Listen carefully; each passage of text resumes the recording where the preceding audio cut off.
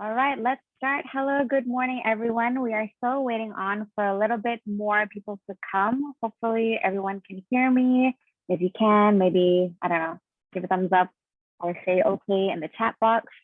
So just a little housekeeping before we start. If we can ensure that everyone's mic and cameras are off except the guest speakers, myself, and any of my colleagues who are also giving me additional support for today's talk. I do encourage all of you to use the chat box for any questions that you have.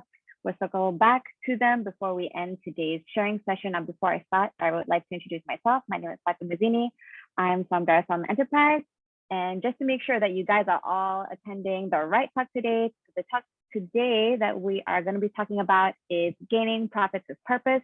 And what we will be delving in today is about how to be more purposeful with your business and what are the steps that you need to take to be more purposeful. And who better to share those experiences today than our two guest speakers. And today I have with me two social entrepreneurs from Brunei. We have Noorhafizah Rashid, or better known as Fisha, the founder of Big BWN, and we got Shinny Chia, Shinny, the co-founder of Community for Brunei and the co-founder of Collective Arts Events.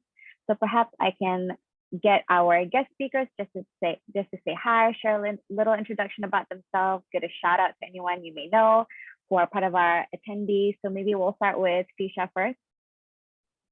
Hi, everyone. Good morning. Thank you, Fatin, for the amazing introduction. So yes, I'm thrilled to be here and to talk about what we do with a lot of heart and how we actually do the things best within the community in Brunei as well. So I think we'll talk more later in the interview with you, Fatin.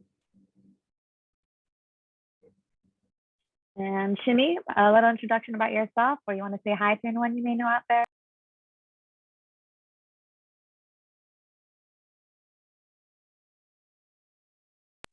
Oh, Shinny, you're on mute. I knew I was going to do that. Hi to some of the team from Collective that I think are online at the moment. I can't actually see who's on the chat, by the way, so I have no idea who's on. So hi. So my name's Shinny. I am, I guess, a community change maker and kind of just someone that always looks for where I can lend a helping hand. So I'm a social entrepreneur by trade, and my actual profession kind of centers around community work, marketing strategy, publicity campaigns, and events. But we do this and link it to kind of solving social problems. Especially, I guess, those surrounding issues of art and gender violence, animal rights, things that I personally have an interest in. And so, yeah, we have been running now for, I was just talking to someone about this, I think 6 or 7 years since I got back to Brunei from studying in Australia. And so we've had it's been a long, eventful, fun, hard, crazy journey, as I'm sure most social entrepreneurs will tell you. And yeah, it's just looking forward to keep going with the ride and keep trying to make a difference where we can. All right, thanks so much, Shinny and Fisha, for that introduction. You raised some interesting points to me, which I think we'll circle back to later when we go into the talk. So just to share with everyone that today's talk is supported by DARE. And before we get into the nitty-gritty of today's topic on gaining profits with purpose, here's just a quick, short video of what DARE is all about.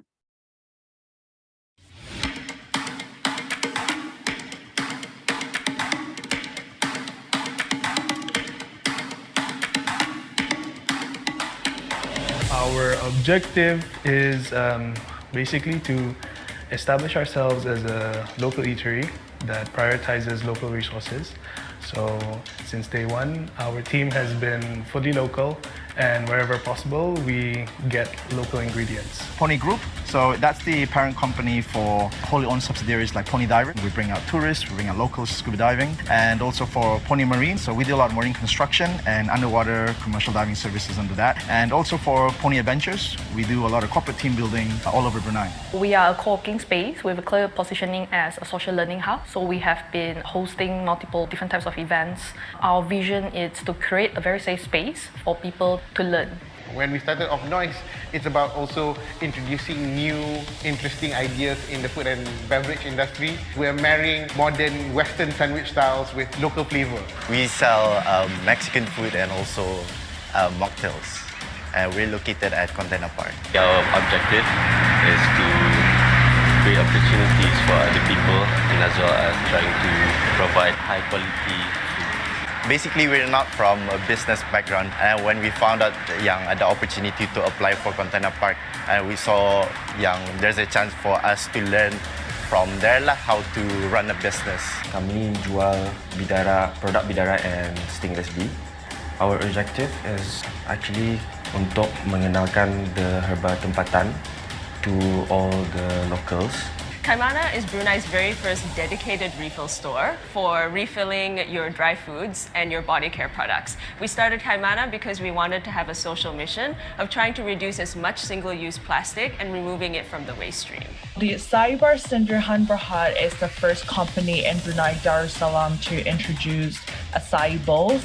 Having identified a gap in the local health food market, we were set on developing healthy snack options that will appeal to a wide audience in the country. Our first engagement with the dare service was with the Container Park, and ever since then we've graduated from Container Park and we've had the opportunity to move into this industrial site, and our aim for using this place is to make it as a central kitchen and to be our foundation for future growth. Pony Group was fortunate enough to be selected under the DARE Standard Consultancy Program, where we achieved our ISO 9001 certification, and we are on our way to get our ISO 45001 certification. One of the things that I'm particularly involved in, it's the BMIN initiative. So that's where I met my mentor, Jeffrey Low. He actually helps me to connect with training companies in Singapore. We have been engaged with them in various parts of our business life in the matters of getting advice, additional knowledge, attending classes at there, part of the IDA, enjoying the online classes, and building connections with other SME owners, other entrepreneurs. It also helps us connect with more people in the similar industry so that we can achieve our goals. Perusahaan Iman Putra is a part of Dare's Bruneian Map Shelf and currently sells in 6 supermarkets, which include Waho and Supersi. We joined Dare Accelerate in 2020, and it was a great space for us to meet a lot of local startups and entrepreneurs. Dare offered this unique opportunity for MSMEs in Brunei, like ourselves at Acai Bar, to expand our business. As a small business, getting financial support to go that extra step to grow is quite challenging. So we got to show our passion for our business and pitch our plan for our expansion. And having Dare back us up is an achievement in itself because it shows that you guys believe in our potential.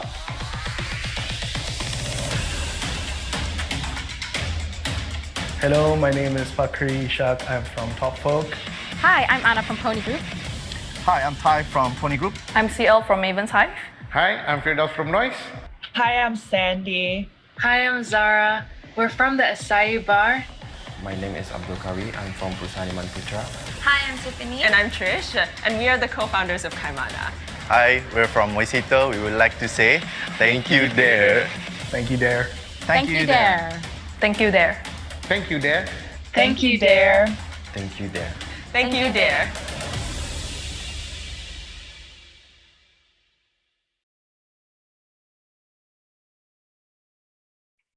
Hi guys, welcome back. So for those of you who are just joining the talk or you just came into the chat, today's talk is about gaining profits with purpose. And just to introduce our guest speakers again today, we have two social entrepreneurs from Brunei, Noorhafizah Rashid, the founder of Big BWN, and Shinny Chia, the co-founder of Communities for Brunei and the co-founder of Collective Arts Events. Now today's talk, Gaining Profits with Purpose, is all about helping a cause and being able to profit from it. And these business types may be better known as social enterprises. And just to share with everyone how this business type came about, it's basically to differentiate this type of entity from a nonprofit or what we know as charity organizations, because social enterprises and charity organizations could be aiming towards the same thing. For example, helping communities.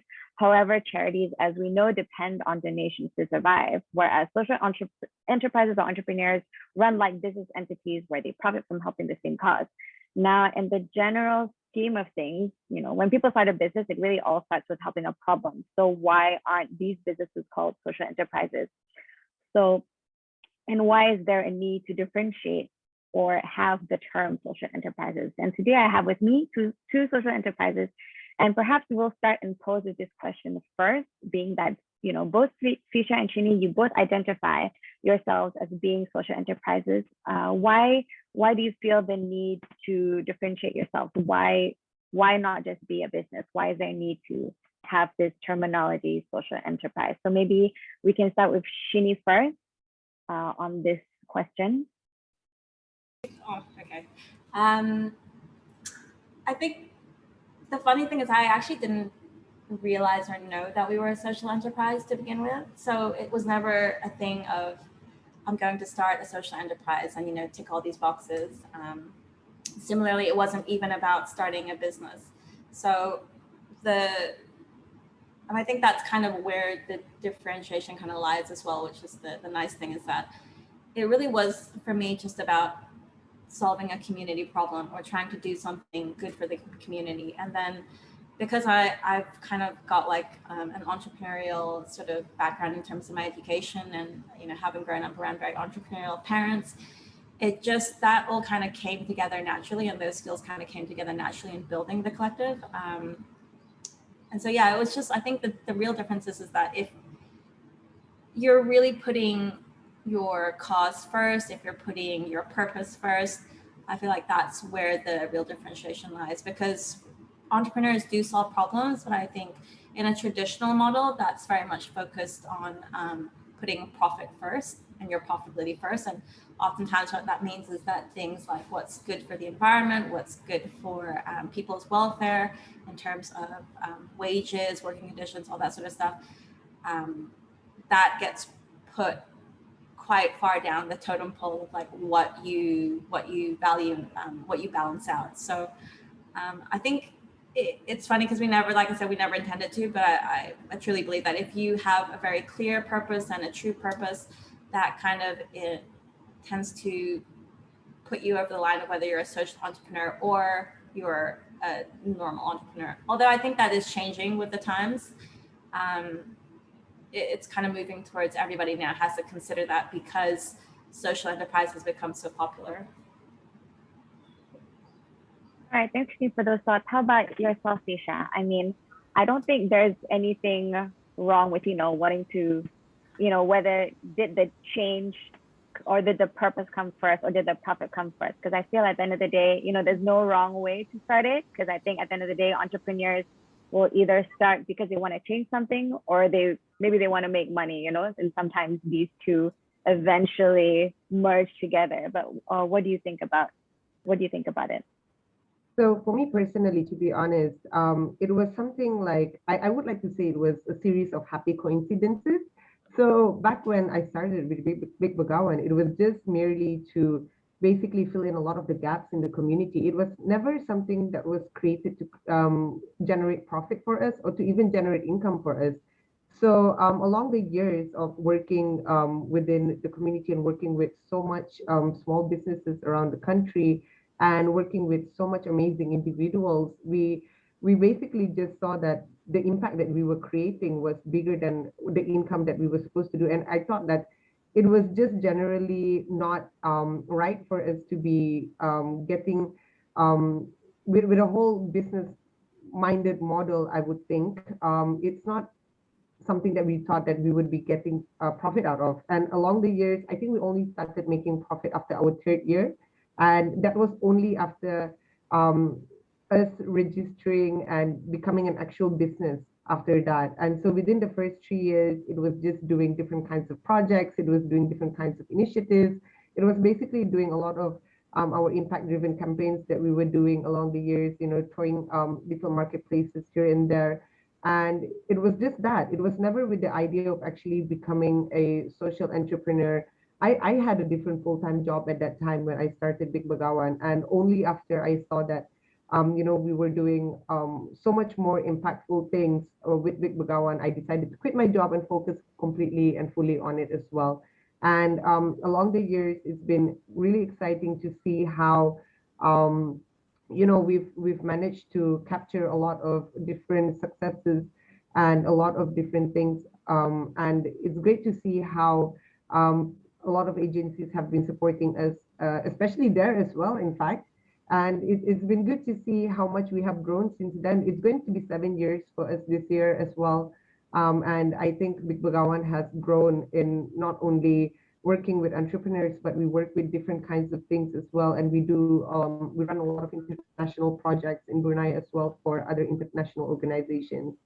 So yeah, so it was never, I think it happened by coincidences, like I felt that we were working with projects and issues and people that were bigger than me and bigger than Big BWN. And it was something that was focused entirely on building the community and building the youth and, just empowering their talents and, just basically trying to get them to feel more excited. And to be honest, like as you were talking about, like, having the label of a social entrepreneur, to be honest, until today, I still don't feel comfortable using the whole terminology of a social entrepreneur. Like, I feel that it's very, very social entrepreneur washed.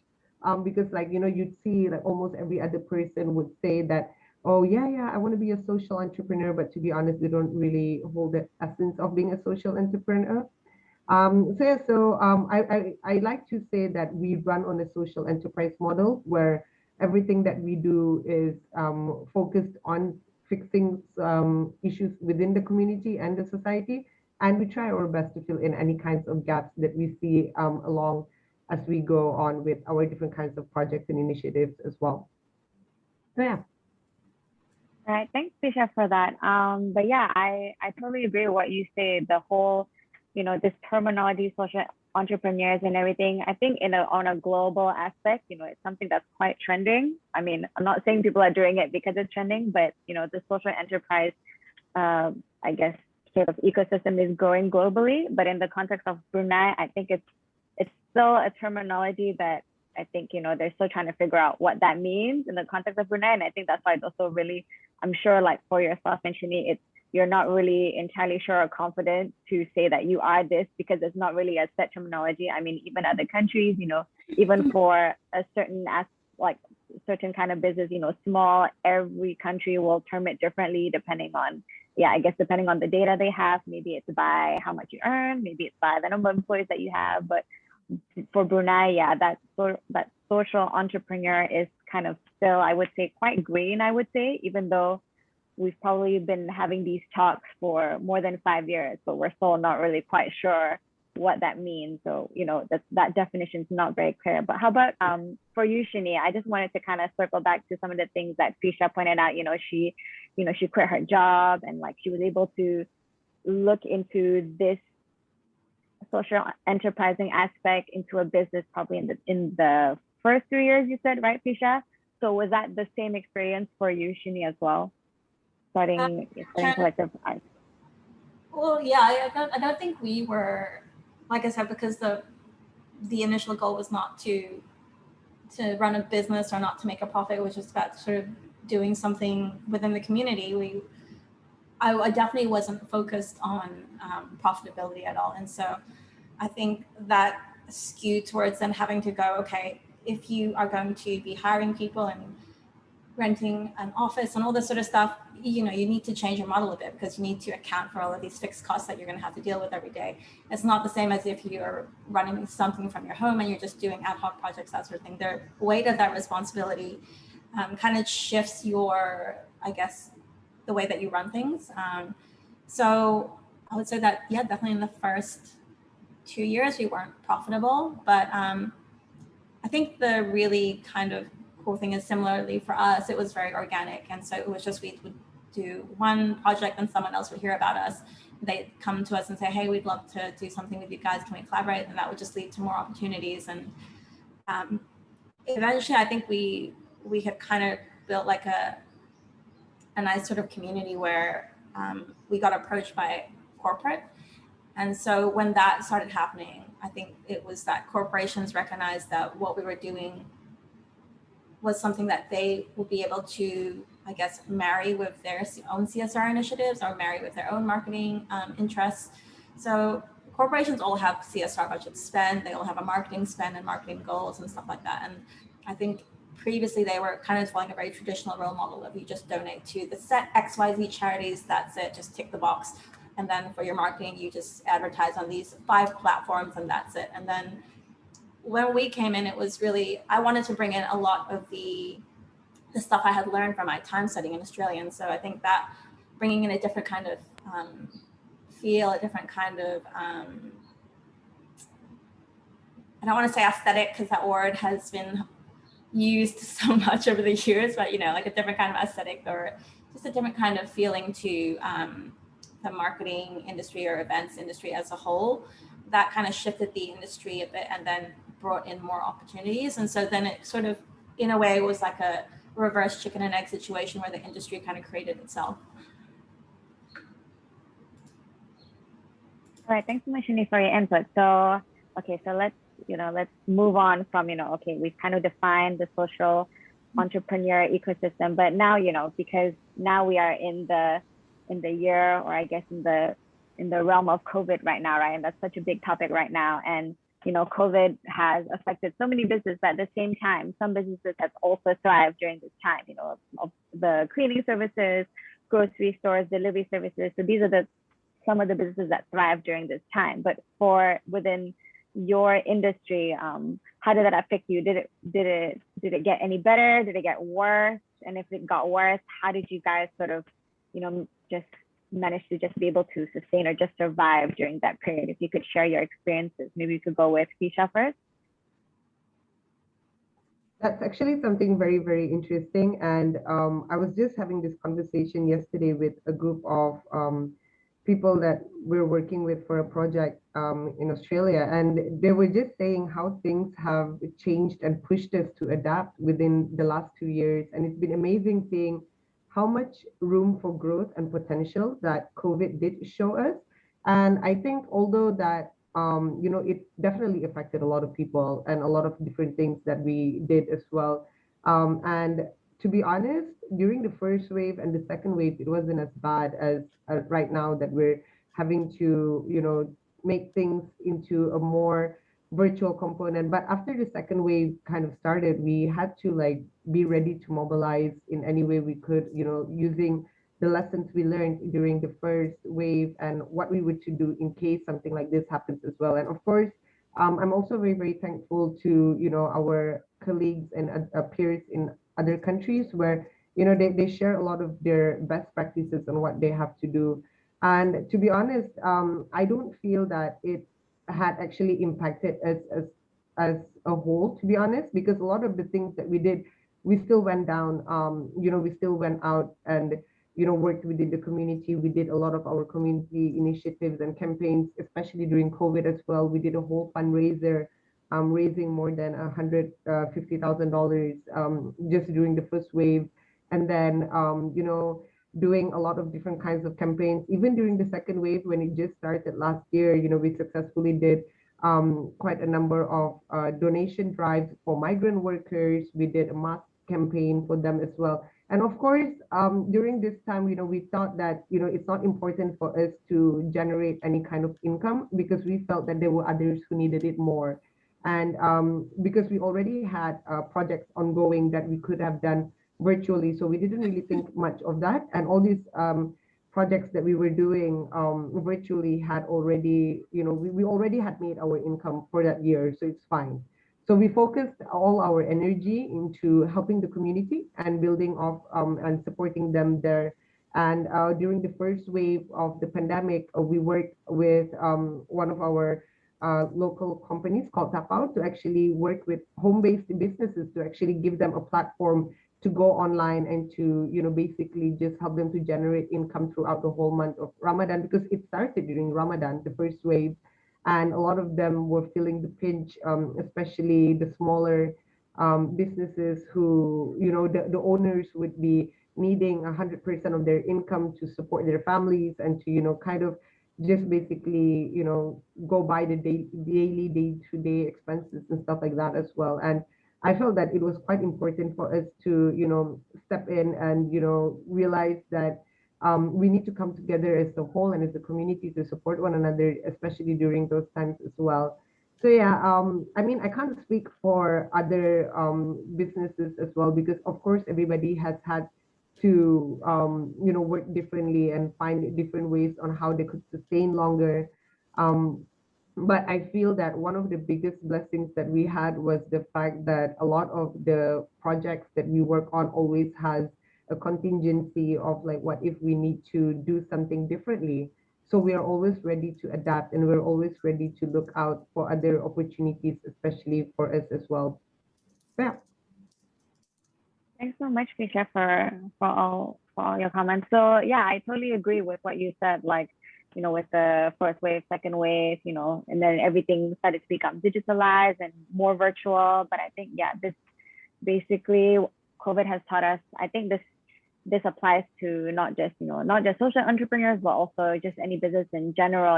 We have to be ready to change, to be flexible, to mobilize, as you said, to change the things that we do. And I don't know if this has made people less wanting to start a business or anything, but I think in a way it's also good because it makes people more, I guess, more big picture about what they're doing. So they're really, really, when they want to do something, they're properly prepared of like, okay, if plan A doesn't work, then we'll go to plan B, then plan B doesn't work, then we go to plan C. But I was kind of interested to kind of hear some of these best practices that you talked about, Fisha, but maybe before we go back to you, maybe we can talk, maybe Shinny can also share as well any sort of experiences that you've kind of faced along the way during COVID, anything or any advice that you can share. Maybe what are the things that you did to sort of sustain where you guys are now?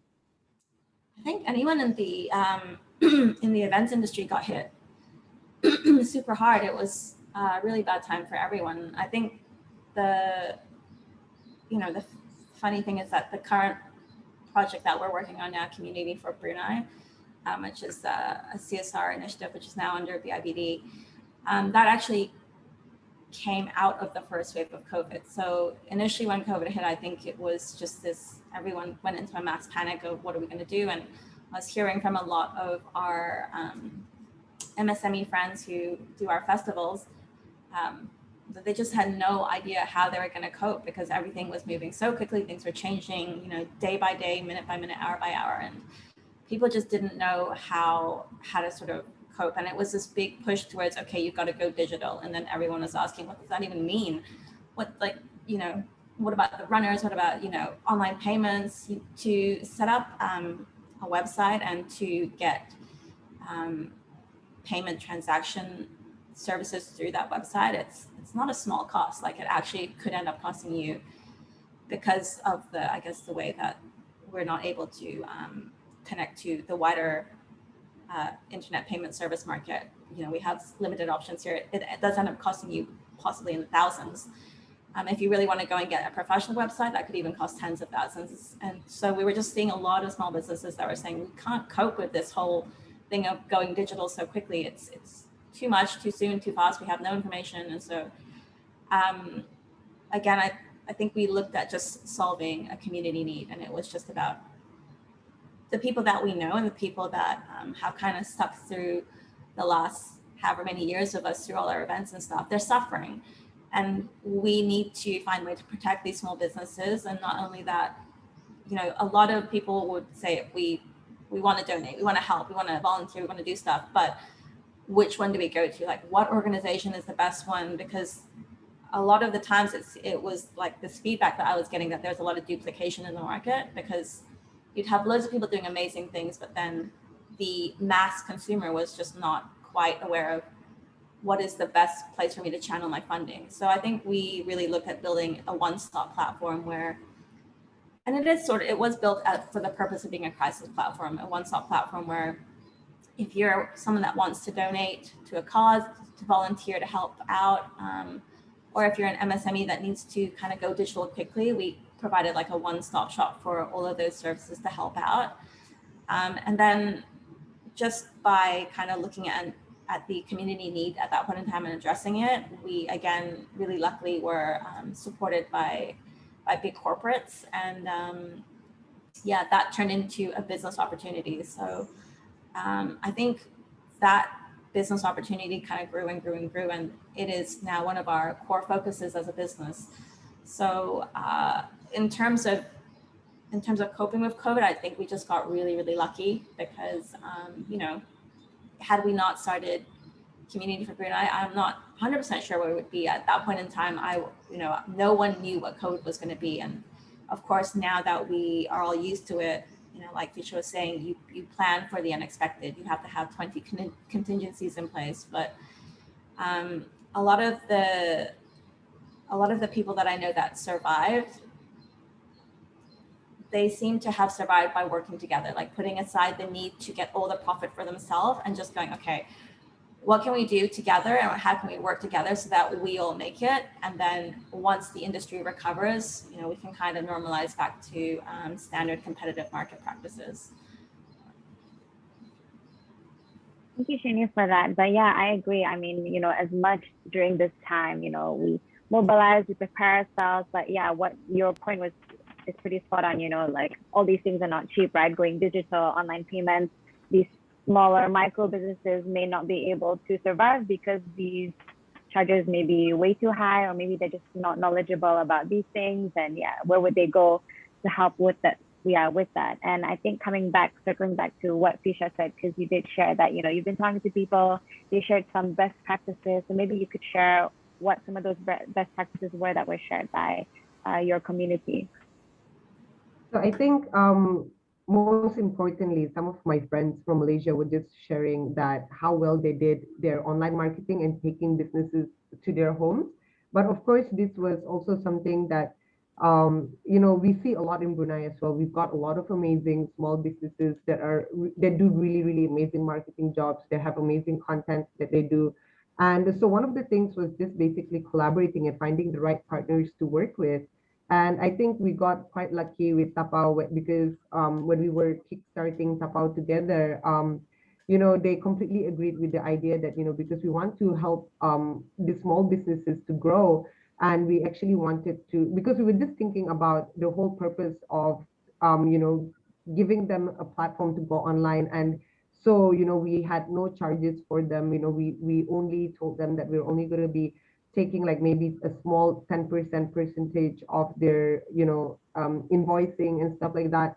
And you know, it worked off really, really well. And I think that, you know, a lot of home businesses appreciated that we were there to help them to grow, and we were there to help them to build income. So I think that was one of the biggest pushes that we had to, you know, working together with Tapao for that as well. And I think another best practice that we had was to basically keep on innovating as well, you know, finding next best solutions and what would work within the community, because not one country is similar like the other. Like, for example, you know, a friend of mine was telling me, you know, like they could open up a shop, you know, selling food in the morning just within their compound or their area of where they were staying, and they'd be able to get hundreds within just during that day, you know. But it's very, very different comparatively in Brunei, because you know, people would always stick to, you know, going to, you know, places that they knew of. But then again, we had some of the businesses, smaller businesses, who actually operated right out of their houses. You know, they had those little pondoks and they were selling all these nasi katoks and kues and stuff. And so they actually, you know, incorporated a lot of different things. And you know, some of them I know moved back to their home kitchens, you know, and started operating from home. And then, you know, they tried to find ways on how they could cut costs rather than just shutting down the business. And they also innovated in the sense of they added on more valuable products, and they tried to change their whole, you know, what they were going to actually offer to the public as well, because they did think that, you know, we've already you know, worked so hard to get here, you know, we're not going to let something like COVID, you know, put us away. And it was also quite refreshing to see like a lot of our like local business owners, how they actually managed to push through the COVID wave. Like I know personally, like for example, one of this local businesses, Mumtaz Collections, like she was just sharing with us how much it was a struggle, because her whole company dependent on, you know, the selling of tudongs, and how it was such a struggle because during COVID, there's no events, there's no functions, and nobody wants to buy tudongs because you're not going to any functions and stuff. But they somehow managed to innovate out of that. And it was just very good to see how they pushed through and survived through all of that as well. And also, it was also quite unfortunate seeing how a lot of shops and a lot of businesses were forced to close down, but it was not entirely because of their own businesses, but it was, I think, majority of it was because of not being able to get the right kind of people to work with them, especially in terms of staffing as well. So yeah, so it's a lot of different things that have been that has played a lot of things, and I think like one of the biggest best practices that I personally feel that people should be taking at this point is not be afraid of failure and always looking for next steps on how they could basically improve and grow out of their shells, and trying to find different kinds of solutions as well. All right, thanks so much, Krisha, for sharing some of those insights. So I kind of wanted to circle back. You mentioned, something about marketing, right? And marketing, because I think definitely during this time we see a lot more marketing, trying to push these products, right? But at some point, marketing can help to a certain aspect, but it also will also really depend on the product as well, right? So I kind of also wanted to chat with you guys because nowadays, social media is so big these days, and having to use even the usage of, let's say, social media influencers, right? From your experience, in terms of marketing, do you ever believe, not that I was ever aware that you ever used social media influencers before in your businesses, but I was just wondering, I guess in your experience, do you believe using social media influencers to support and spread your cause to members of the public? Maybe we'll start with Shinny on this topic. Yeah, I don't think there's any kind of reason why you wouldn't. I think that if anything, to get kind of a large breadth of social impact, you need to have a good marketing push, you need to have a good PR push, and you need to be able to spread your message far and wide, right? So if you can work with social media influencers to help do that and do something good, then why not? I think, sometimes people tend to think of social media influencers as people that are just focused on posting about, what they're wearing or what they're eating and this sort of stuff. But I think that sometimes you're kind of missing the point that a lot of social influencers are here because they're voices of the community. And that can be used in lots of different ways, and especially for the purpose of good. So yeah, I totally believe in using social media influencers to help create more social impact. And how about yourself, Tisha? Are you agreeable with this, or do you maybe think it's not the right way to go?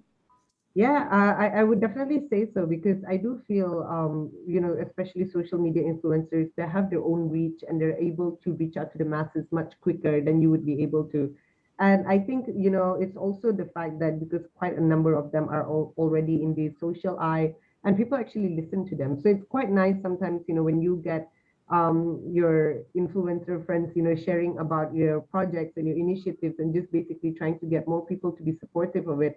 And I feel that that is one of the best things about being a social media influencer, because you don't actually have to do much in terms of, going out and doing the community service, when you can just talk to the audience, and that's already enough for us as well. And, you're trying to share light on whatever initiative or whatever campaigns that's ongoing at the moment as well. So yeah, so I really do think it's very, very valuable. But of course, we also have to see and measure the right kind of social media influencers you want to work with, whether you streamline with their vision, and whether there are people who could represent your brand well and your campaigns well as well. But I'm very, very grateful. Alhamdulillah, so far, all the social media influencers that we've worked with have been very, very supportive, and they are also people person a lot as well. And they do a lot of things with heart as well. So I really, really appreciate that. And I hope to see more of the social media influencers in the near future using their privileged platforms to talk about initiatives and campaigns that really do matter, and especially on social issues, and talking about difficult conversations such as mental health and maybe sexual harassment near future as well, which I think is really, really important too. All right, thanks so much, guys, for that insight. Yeah, because I think with the sometimes people are always worried about using these kind of people, right? Because I think you can definitely tell when someone is genuine or not genuine, and they're just saying it for the sake of it, right? And you can't. I don't think it's easy to fool people that, you know what, this person is not really into the cause. But anyways, so let's go to a different topic. So we have our first question. So we do definitely get these questions as well at Dare. You know, sometimes people will, well, generally the number one question that people always ask, you know, how do you start a business, or how do you register? But I guess for the social enterprise side of things, for you guys personally, how did you start? Is it a different way from setting up a business? But in addition to that, our question also asks, I guess, any sort of insight that you can share. How do you balance between, coming back to the social enterprise side of things, right? Because you guys generally started with your cause first, and you're able to be profitable. So how are you able to sort of balance these two? Maybe we can get Shinny to start first. Hi, Tika. I think it's, you know, as we were saying before, it's still kind of murky, and I think that the strict definition of, you know, what makes you a social enterprise versus a traditional enterprise are really blurring, and it's kind of all becoming one, because, as I said, as society is changing and people are placing greater importance on businesses needing to be socially accountable, it's just naturally becoming a mandatory part of your business model. So I think if you want to, you know, get into real hardcore definitions, you could really just split hairs, and there's loads of different types of definitions of what is the percentage of profit you need to be contributing to be considered a social enterprise, or what kind of work that you should be doing to be considered a specific type of social enterprise. I think they have like even definitions like you're a community-based social enterprise versus a global social enterprise. And I think that sort of stuff just comes down to splitting hairs. And if anything, you should just focus more on doing the best that you can. That's all we can all really do, right? Is just do the best that you can with the knowledge that you have. So as long as you have the intention to run your business and to do some good with it, whether that's by, you know, through your choice of resources, you choose the more ethical choice. Maybe you can't afford to choose the most ethical choice, but you can choose as far as your budget allows you to, or you know, not using your social media platform because you're a business that has a good social media following. Use that platform to help direct attention towards issues that need it. There's a really cool network actually called the Good Business Club, and they have a really fun little like quiz that you can use to take to see if you're a social enterprise. But they do it in a way that it's really not like strict and fussy, and it's more about it being fun and just, like I said, just focusing on doing good and doing as good as you can do kind of thing. So I think in terms of what is a social enterprise model, it's really, really tough to actually pinpoint that question. And you could do all the research, all this sort of stuff, and come up with lots of different theories and models and definitions and stuff. I think that kind of defeats the purpose, and you don't want to get too stuck into what kind of social enterprise am I? Am I a social enterprise? Just do your thing, do good, and I think that's good enough. All right, thank you, Shinny, for that. Also, maybe Shinny, if while we go back to Fisha, if you could kind of share that resource you said, the business club, maybe in the chat, maybe people want to kind of go and look at that. Yeah. So maybe Fisha, we can circle back to you, and I don't know, what's your advice? How do you sort of balance that whole profitability and the purposefulness of your business? How do you make sure that you balance all that? Well, to be honest, I don't really think about the profit quite a lot in that sense, because whatever that we generate, I know it's going to go back one or another into doing what we do. And I feel that along the years, that's what we have been doing. We don't really think too much about the income or the profit that we've been working with, but we know that we've made enough to, you know, just operate daily and to do things as well. So if we were not able to, say, for example, have enough to run maybe the next project, then we'll be ready to go and look out for the next project as well. And we've already got partners that are quite interested in working on certain things with us, which I really do appreciate. So I think it all comes down to, working on different things and how you are basically going to balance it well yourself, because it does work differently for different kinds of projects. And it does work differently for certain kinds of campaigns as well. Like in the sense that if you're going to actually run a workshop that's going to require a huge amount of funding, then you'd have to probably think about certain things on how you're going to do it. But whereas there are certain kinds of different impact-driven initiatives that you can just do for free that doesn't require any budgeting or whatsoever. So, you could just do that and focus on that entirely as well. And not every project requires funding, to be honest. Like for us, we actually use a lot of our connections and our network to do a lot of the projects that we do. And most of the time, it's just requiring our own energy instead of using actual financial input into it. So I think we've done that quite successfully, and it's just working with the right people that don't mind volunteering and giving up their time for that as well. So we work in like two different kinds of ways. So we've got our projects that already generate our income. So whatever projects that we need to do after that don't require us to generate income or to have funding to do, then we have no issues with that as well, because we've already done the first part of it that we've gotten the income on. So it just works on that. So you just have to balance it really well. All right, thanks so much, Fisha, for that. I think that was really insightful. And I hope for the new question, Nora, I hope that sounded like it answered your question. I hope, but if it doesn't, do let me know in the chat. And yeah, so I think coming back, people who do, let's say, want to start businesses similar to yourself, Shinny and Fisha, like for those that, want to get into this, like what other advice do you have for them? Because I'm sure we have days where you're thinking, oh, do I even want to do this? I just want to just stop this already. What are the things that you could share to people that want to like get into this kind of thing? Maybe we can start with Shinny first.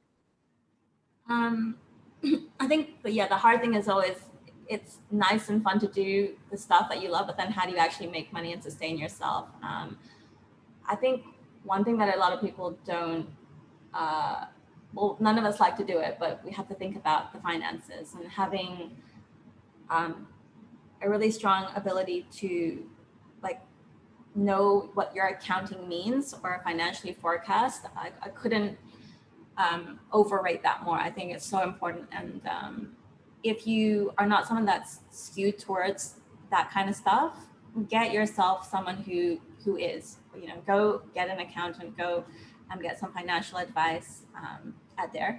And kind of equip yourself with the hard tools you need to actually know how to keep your business financially stable, because you might get a really big job and then get a load of revenue. But then if you're not savvy enough to know that you need to manage your costing for the next X months before you run out of money, you'll just blow right through it. So there's really kind of basic things. I think also things of knowing what the legalities are around what kind of industry you're in. So for example, for events, I know when I first started, I certainly wasn't super aware of all the legalities that there were around events, because it was just a new industry to me, especially being in Brunei, right? And so, you want to get to know your industry and actually kind of try to do your research a bit, or as much as you can. With any business, it is just about trying and failing and trying again and trying and failing and trying again.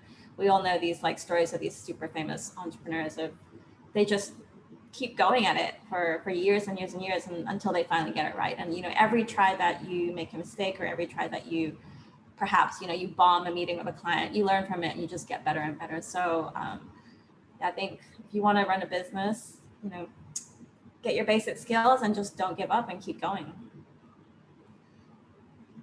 Thanks so much, Shinny, for that. I think, that's definitely important, the financial part of it. And I think when you start something, you feel that you have to do everything for your business, but you shouldn't, because, not everyone's going to know IT. Not everyone's going to, you're not going to be an IT expert or finance expert, so when you're going to start something, make sure that, you find people that maybe like-minded as you, share the same vision, that want to do the same things as you, work together with them, collaborate. Because it's about working with people. You can't do these things by yourself.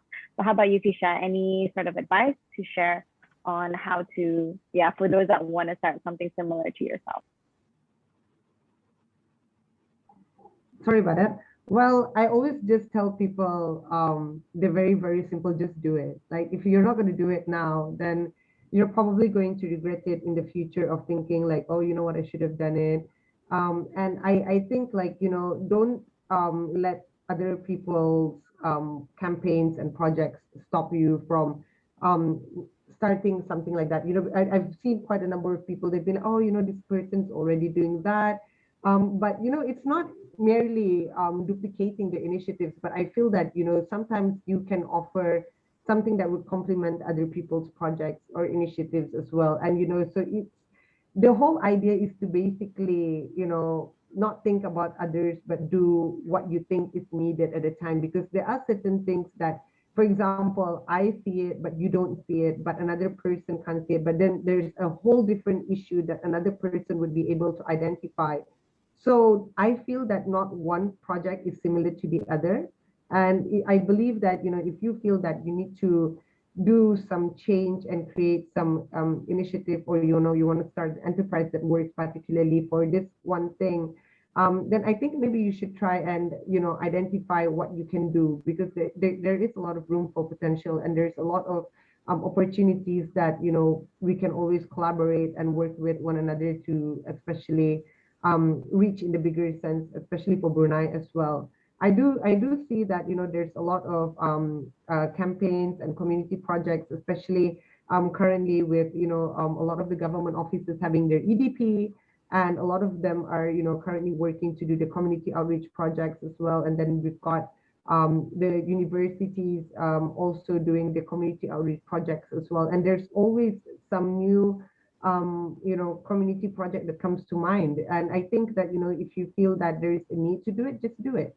It's supposed to come quite naturally as well, because, at the end of the day, you're trying to fix a problem, and, you need to have the right kind of intentions, because that problem would be bigger than you and whatever you're feeling at that moment as well. Thanks so much, Fisha, for sharing. So so some of the points that you guys pointed out, the financial part. So there actually does have some resources and some templates and guides that you can use. So I share that in the link as well, and also the legality parts of it as well. Shinny, I think that's so important, because legal advice is really expensive, right? And I mean, I think there also has those resources that you can look into. We have mentors, and we actually do have a talk this afternoon as well, if anyone is interested to join. Although this is more focused on employee and employer rights, but if that's something that you want to know, do sign up. It's a free talk, so free knowledge for you guys as well. So it's coming to about the last 5 minutes of our talk. I didn't think it would go. I thought it was going to feel really slow, but actually went by really fast, guys. So thanks so much for all your insights. So I think for the last 5 minutes, just wanted to, get you guys to just share. So what are your next plans? Anything that we can look forward to or be excited about, or anyone that you guys are planning to work with or interested to work with? So maybe you could share that. Maybe we'll start with Shinny first. I don't know how much I can say about what we're planning to do next, but I guess for Community for Brunei, we are looking to focus on our Sustainable Nation campaign. So I'm super excited about it, because I think for me, I've actually grown up really close to nature, like right in nature. And so I have, as I've grown up, like firsthand witnessed the effects of climate change on the area around my house. And so climate change is something that I get a lot of anxiety about, actually, and it really kind of scares me. And so I'm really hoping that with this campaign that we're doing called Sustainable Nation, it's going to be able to kind of bring together like different aspects of the community, from government to corporate to schools to the wider community, and kind of get everyone working together and putting the benefit of the environment first, and just really working together to try to make some sort of change. I don't think we're going to completely solve the sustainability issue in the next couple of months with the campaign, of course, but because it's such a large issue. But we're hoping to just at least start to turn the wheel, and it's really cool because we're working with BCCS, KKBS, Brew Wild, and loads of other amazing NGOs and companies. And so that is something that if you go to our Instagram at Community for Brunei, you'll be able to see like all the different sub campaigns that come under that. But yeah, it's like a whole nation campaign to address the sustainability issue. And so yeah, I'm super excited about that one. All right, that's really exciting. I can't wait to look out for that sustainable nature campaign, right, Shinny? So I guess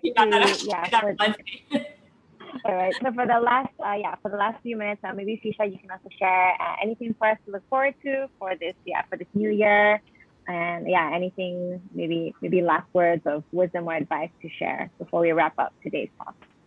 So we're actually working on quite a number of interesting things. One of it is actually we were supposed to host the YSEALI Summit, the Young Southeast Asian Leaders Initiative Summit in Brunei in June. But, because of COVID and the restrictions, we are now completely going hybrid, but we're still doing quite a number of activities around Brunei come June as well. And this year's theme is, of course, something that we do, we have a lot of passion for, which is climate change and green restoration as well.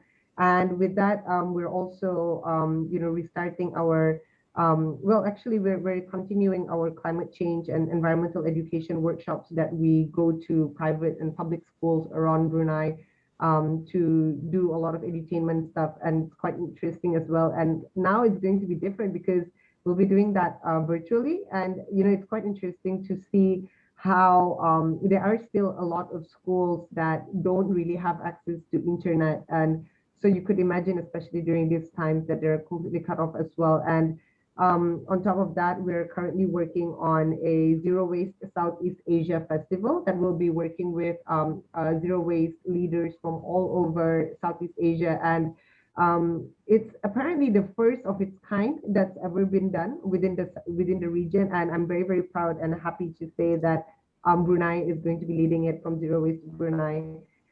And we've also been working closely with some other organizations that will be doing women's entrepreneurship workshops and courses in Brunei throughout the year as well. So that's something to look out for. I think maybe in the second quarter of the year, we'll be talking more about that after the whole Raya craze is over, and hopefully we get to do a bit of Raya then as well. And of course, our Sahur Saturday, but I'm not sure whether we'll be doing that this year. So that's something that we do annually, but with the rise in cases and stuff like that, we're still thinking about it. We don't want to put people at risk, and we also don't want to test the waters, and because it's everybody's health at risk as well. And we're also probably going to be we might, it's not confirmed as of yet, but we might probably do an extension for the Go Digital training that we did the whole of 2020 and 2021. So that's something that we're looking at doing as well. And come June, we're probably going to be starting our digital literacy project that we're doing with some of the local ministries in Brunei, touching on rural and marginalized areas, and working with the elderly and also women-owned businesses as well. And of course, our Kampong Bolkiah Community Development Center that we'll be working with. We've got more small businesses coming up. We've successfully registered 51 women-owned businesses as of January 2022. And I'm very, very optimistic that we're gonna have more growth in this year as well.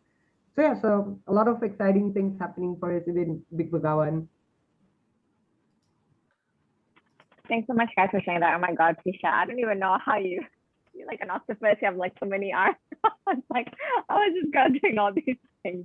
Anyways, thank you so much for the insights. So just to share what I mentioned in the chat box. So this will be posted up in our website as well as our YouTube channel. So there we will be posting up that, if not today, sometime this week. So if you guys want to refer back to some of these insights and all the advice that Shinny and Tisha have shared today, you can go back to this link, to this chat and just check out the video that we'll be posting, as I said, in our website and our YouTube channel. I shared the link already in the chat. Anyways, thanks so much, ladies, for your time today. And hopefully we can probably have another, sharing session sometime soon, maybe in the next, maybe we can do a physical one this time. Anyways, it's great. Anyways, all the things that you said is great. Thank you so much for today. And and have a great week ahead. I think it's Thanks really for cool having that me, you guys Fatin. are putting this together. Really appreciate it. All right. Thank you so much, guys, for your time. Bye. Have a good day. Stay safe.